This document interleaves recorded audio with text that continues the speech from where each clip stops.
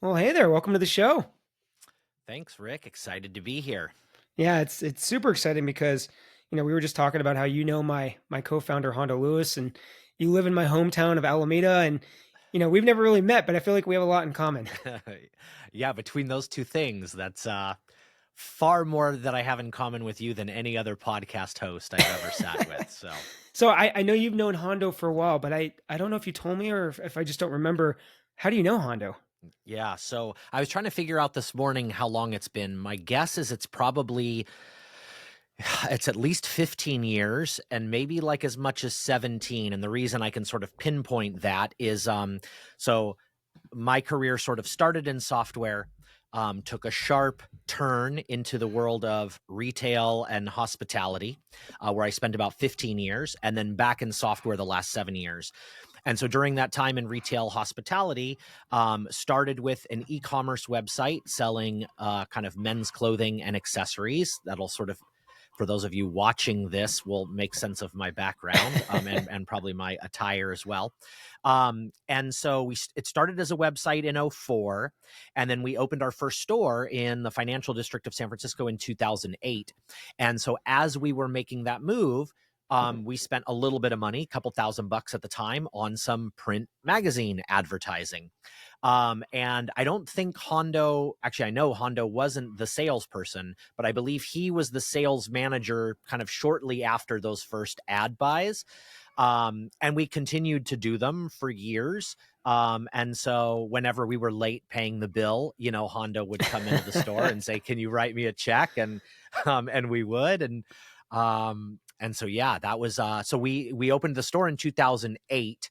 So that's why, but again, I don't know that I met Hondo right around that time, but it was Yeah. probably around 2009, 2010.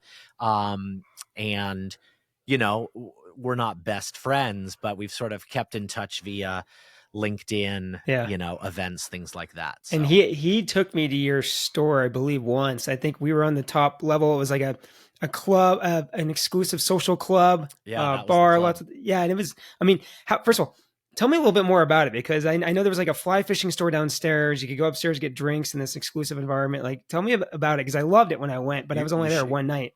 you sure? You said we only have like 20 to 40 minutes. So, um, Well, give me the yeah, highlight because so I think no, I'll do it. I'll do it yeah. short. Yeah. So let me start with kind of the concept from the beginning. So, um, when I left software, my dream was to redefine the traditional men's store, and the traditional men's store was a kind of men's clothing and some accessories. I worked at one of those when I was in college in Berkeley, little 2,000 square foot store that sold suits, sport coats, Hawaiian shirts, khakis, shoes, cufflinks, stuff like that.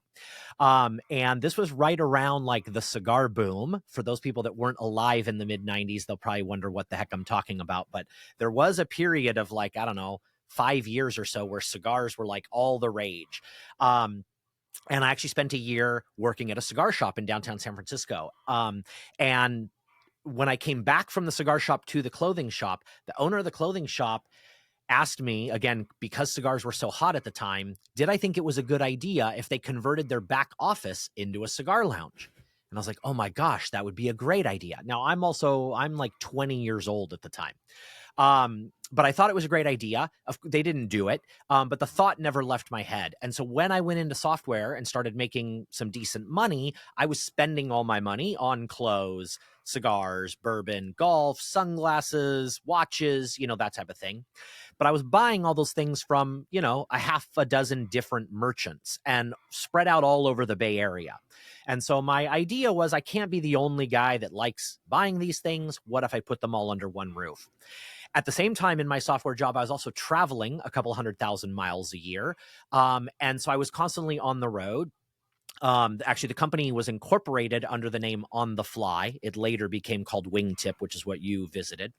And so I was a prestigious member of the United Red Carpet Club, which isn't that prestigious, as you know, but what was interesting to me about it was if you flew a lot, and because like San Francisco's a hub for United, if you flew a lot and you flew a lot on United, the Red Carpet Club was a no-brainer. Like, why wouldn't you join? There's nicer bathrooms, there's treats, water, what Wi-Fi, whatever. And if you didn't fly United a lot, it would make no sense to join the United Red Carpet Club. And so my vision when I started the business, although didn't really come to its true fruition until about 2010, was to also add a private club aspect to it. But where the idea behind the private club was, if you were a good customer of the store, the club would be a no-brainer to join. And if you didn't like what we sold in the store, then the club's you're probably not going to like what we're doing there.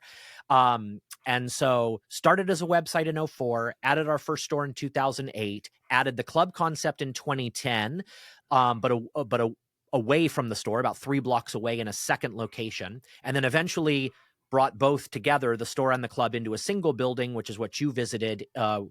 We opened that in 2012. And it was 22,000 square feet. So on the ground floor, we sold clothing and accessories. We had, as you mentioned, a fly fishing shop. We had a single chair barber shop. We had a wine and spirits department, and we had a little cigar vault. And then on the top 2 floors of the building, in 13,000 square feet, we had the private club, which had a full service bar and restaurant. We had a whiskey collection of 500 whiskeys, a cigar lounge, a boardroom, private dining rooms, a billiards room, and a roof deck. And still there today, sort of new name, new management. That's definitely a story that would take more than 40 minutes that we won't get into today. But yeah, that was the concept. And so I'm glad Hondo had a chance to take you there. Yeah, I mean, from my perspective, more than just convenience and amenities, for me, it was an experience, and I think that's why I wanted to hear that story and share it with the audience, because knowing what you're doing today at 6sense, it's more than just delivering a story. I mean, I feel like you're delivering an experience. So why don't we talk a little bit about what it is you're doing today? Because I think what you did has a real impact on what you're doing today. Yeah, well, there's definitely a lot of tricks that I brought with me from my time in retail and hospitality over to 6sense. I've long been a big believer in experiences. I've said more than one time that one of the books that I read back when I was in the business planning stages of my concept, this would have been like early 2000s, was a book by a gentleman named Joe Pine, and now his co-author's escaping me, which I feel really bad about. It'll come to me as soon as we hang up, but called The Experience Economy. And it basically kind of walks through kind of the evolution of economic offerings, starting with commodities, things you might pull out of the ground, and then products, and then services, and then ultimately experiences. And now he's actually about to publish a book on transformations, which is a whole nother thing that is influencing what I hope to be doing at 6sense next. There's a line in the book, The Experience Economy, where he asks the question, what would you do differently in your business if you were to charge admission? And so, again, think about it. No one's going to pay money to walk into a men's clothing store. But if you start thinking to yourself, what would I need to do in my men's store to be able to justify asking someone to pay to go in, like that all of a sudden gets your mind racing in all these different directions. And for me, people already pay for private clubs, for social clubs. And so if kind of the common thread through our membership is an appreciation for the finer things in life, be it clothing or watches or wine or cocktails or good food, travel, things like that, that was kind of the genesis of the idea. So as I've come to 6sense, one of the first kind of projects that I did that was extremely experiential and will be difficult to kind of convey without pictures, but I'll do my best, is an executive dinner. And executive dinners, in my opinion, are ripe for being made much more experiential. Like the typical executive dinner is an executive with PowerPoint, at a steakhouse. And they work because companies continue to do them, but very few of them are ever memorable. And so I wanted to kind of figure out how to make an executive dinner more experiential. And so with the dinner that I do with 6sense, and some of it you'd have to know a lot about 6sense to appreciate, but I'll give you a couple examples. Our CMO wrote a book called No Forms, No Spam, No Cold Calls. It's a book about account-based marketing. Tons of people have read it. Whether you use 6sense or not, I think it's a book every B2B marketer should read. But again, the title is No Forms, No Spam, No Cold Calls. So in the beginning of my dinner, after I actually teach a couple of guests how to saber a bottle of champagne, I'm tempted to reach for my saber over here and show it. But, basically you're opening a bottle with something that looks like a big knife or a sword. It's not that hard to do. I've taught probably close to 1,000 people how to do it at this point.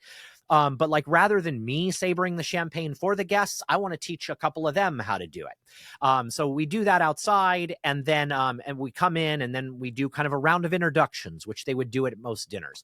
But what I ask is, I basically say I've brought a little amuse-bouche for them to enjoy with the champagne, and I hold up a unopened can of Spam. And I open it up, and I have a giant serving spoon, and basically I ask each attendee to say their name, what company they work for, their role there, and then spam or no spam. And I'm basically going to just plop a giant, pungent piece of spam onto their plate.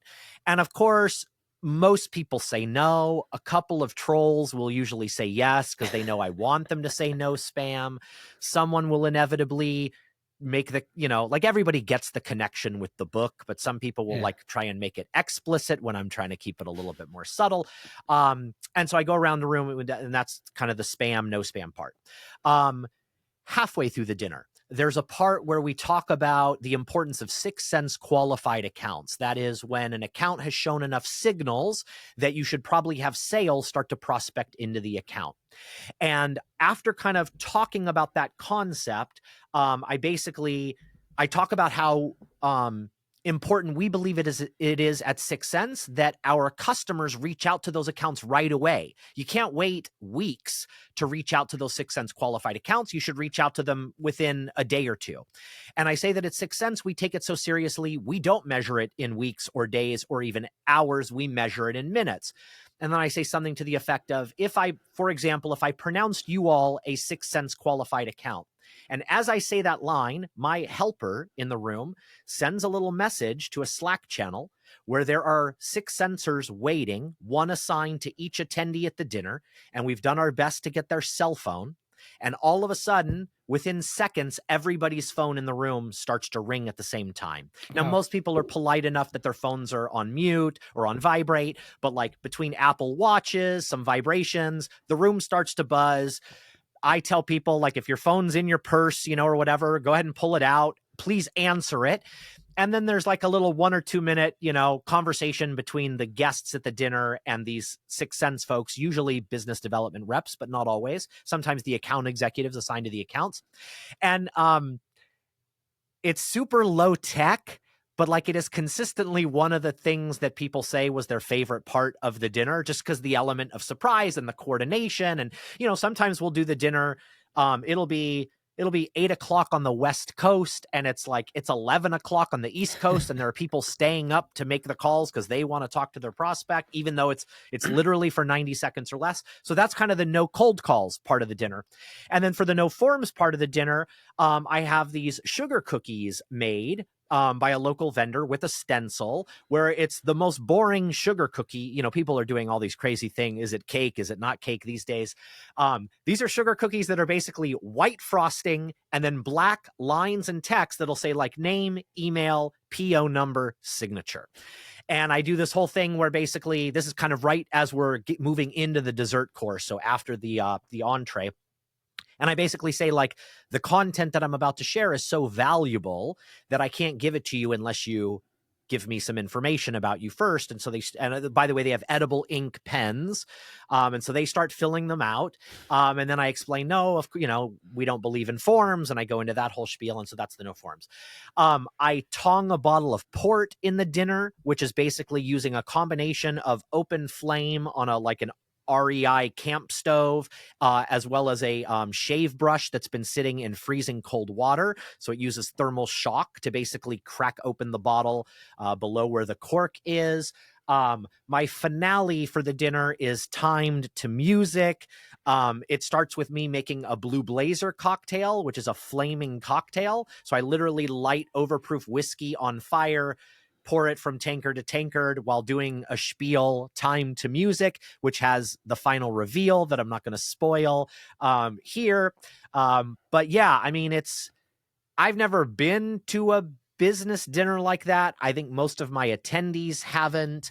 And as you could tell, I'm extremely proud of it, just because of how different it is from your typical PowerPoint and steak dinner. Yeah, seriously, wow. I mean, I think, my biggest takeaway is it's memorable.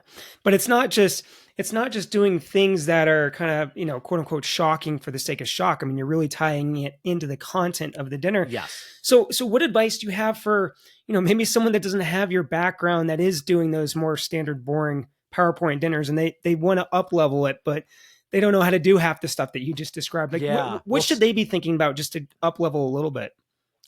Well, so first of all, everyone can learn how to saber champagne. And port tonging's not that hard. The Blue Blazer cocktail, I did give myself 2nd-degree burns once. Oh, wow. That lasted, my hand was in pain for probably a week or two. Now, it's complicated. It shouldn't have happened. And it hasn't happened. It was like literally probably the second time I did it. Well, we won't get into it, but so I understand why people wouldn't want to incorporate a Blue Blazer cocktail into it. But there are other kind of I don't know if like exhibitionist is the word, but there's things you can do like that. I'll give you another example that's just thinking about your brand and your company and your taglines. So 6sense has trademarked a phrase called the dark funnel. The dark funnel is meant to contrast with the known funnel. The known funnel would be every activity or signal that you have in your company's CRM or your marketing automation platform. So think every trade show badge scan, every outbound email click, webinar registration, outbound phone call from a BDR, all that stuff's in your known funnel. Those are things that are happening with a person whose name their email, their phone number. The dark funnel is all this anonymous activity that usually happens when companies are researching your company or your category, but they don't want to make themselves known yet because they don't want to be bothered by salespeople. And so one of the first things we do in the dinner, everybody sits down and at their seat is a menu, and it looks like the menu at any other dinner they've been to. So it's got the restaurant logo at the top and the date, and I call it the 6 sensory supper because the dinner is going to stimulate all 6 of their senses.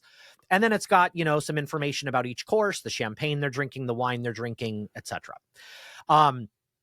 After I introduce the concept of the dark funnel, I basically have my helper dim the lights, and I've handed out these UV flashlights, and they shine their UV flashlights on the menus, which have been sitting in front of them for probably 10 or 15 minutes, and they didn't even take a look at.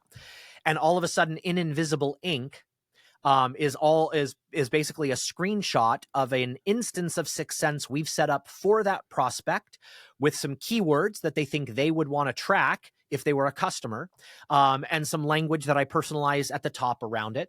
And so all of a sudden there's all these oohs and ahs in the room because they had no idea this was there. Oh my gosh, this is data about my company. So not everything has to be crazy, or dangerous, or by the way, involve alcohol.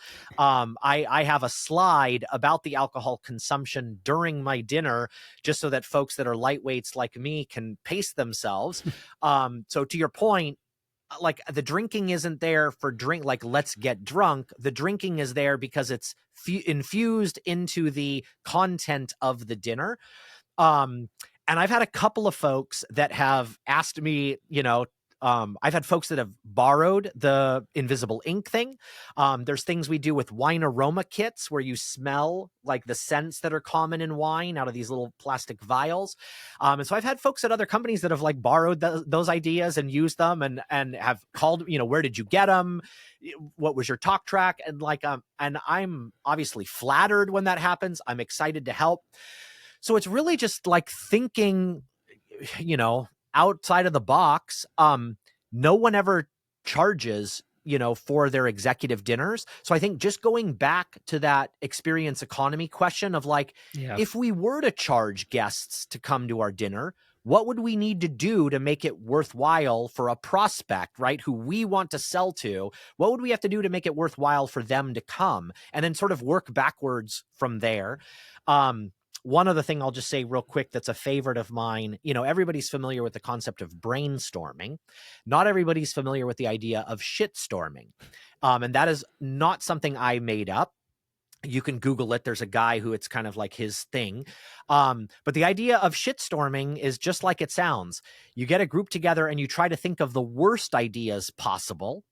But the idea is that some of those really bad ideas may spur a good idea or good ideas.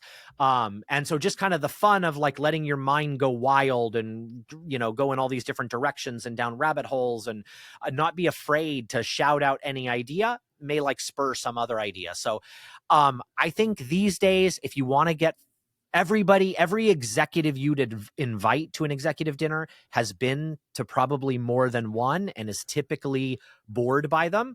And so just, think between the food, the beverages, the content, gifts, props, what can you do that would make it stand out and, hopefully get some LinkedIn love, or at a minimum, make it easier for you to get attendees to the next one.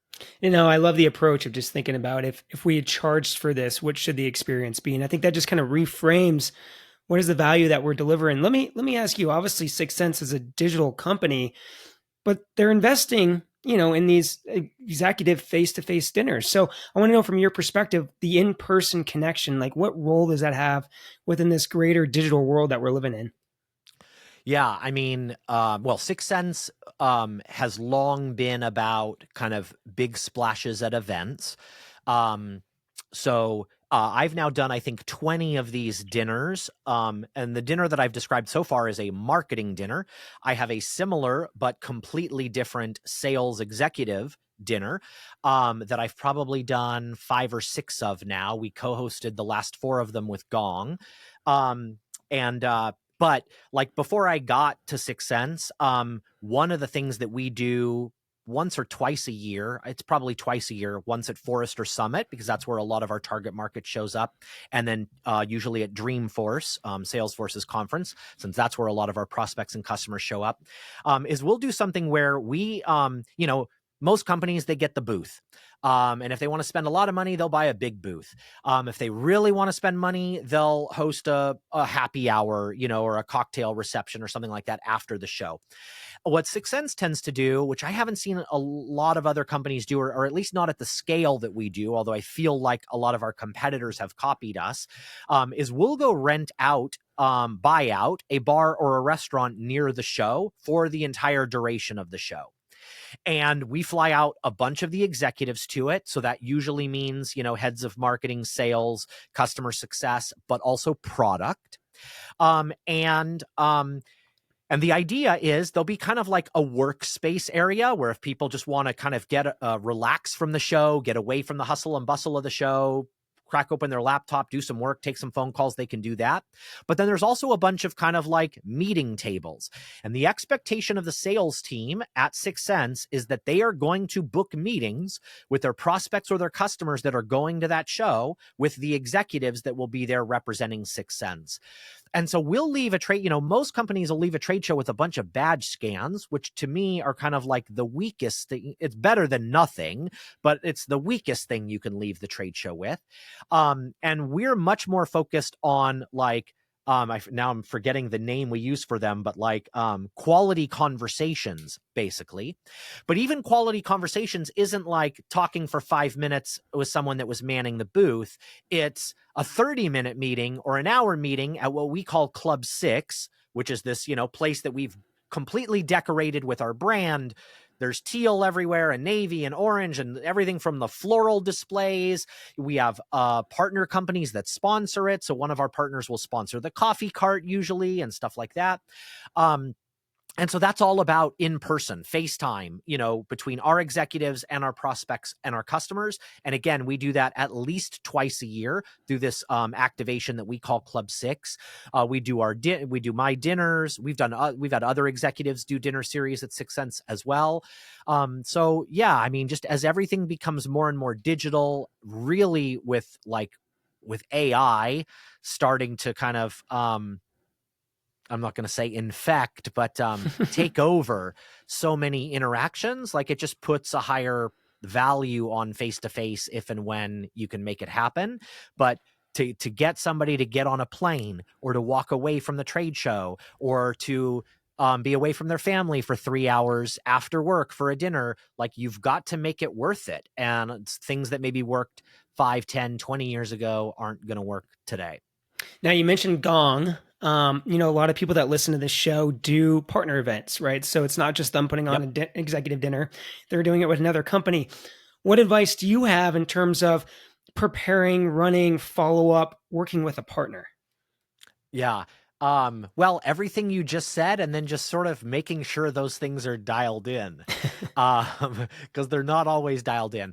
Gong has been a long time partner of ours, customer of ours, or a customer of theirs.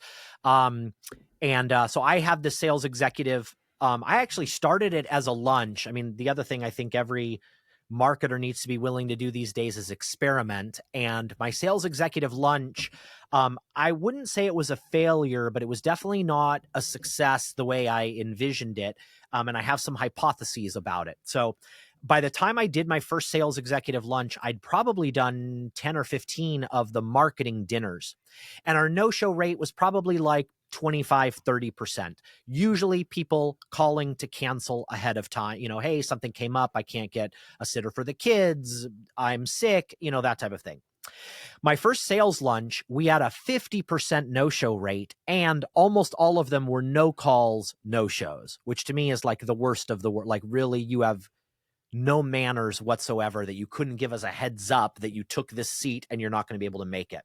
My hypothesis as to why it was so much bigger than what we see in marketing and so less polite is that if you're the head of sales somewhere and you walk into work and, I'm there for a couple hours, then I'm going to go out for this lunch, and something comes up. There's some customer that's angry. There's some deal that's slipping. The easy thing to cancel is that lunch you were going to go to. So we never did the lunch again. I'll do them on site for customers, like especially if they're doing their sales kickoff and we've got a captive audience, because then I know everybody's going to show up. That's been successful. But for prospects, we haven't done it again. So we moved it to a dinner. We wanted to reach sales leaders. Gong wants to reach sales leaders. If I can be candid, Gong has much more awareness, probably 10x the awareness amongst sales leaders than 6sense, even though we have a complementary solution with Gong, and our solution actually integrates with Gong, and that integration is actually going to get even tighter here in the coming months.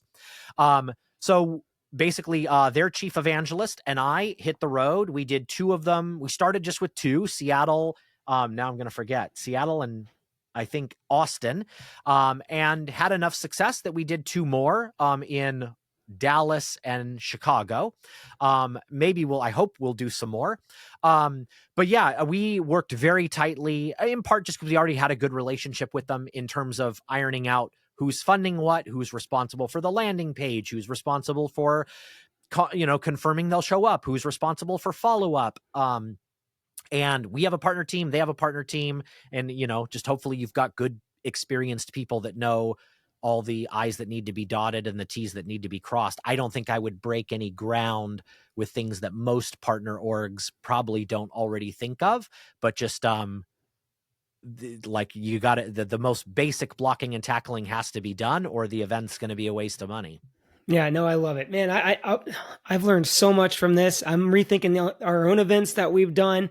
Ami, I really appreciate you coming on. If people want to learn more about the events that you're running or 6sense, and any particular place that you would send them or recommend they go to.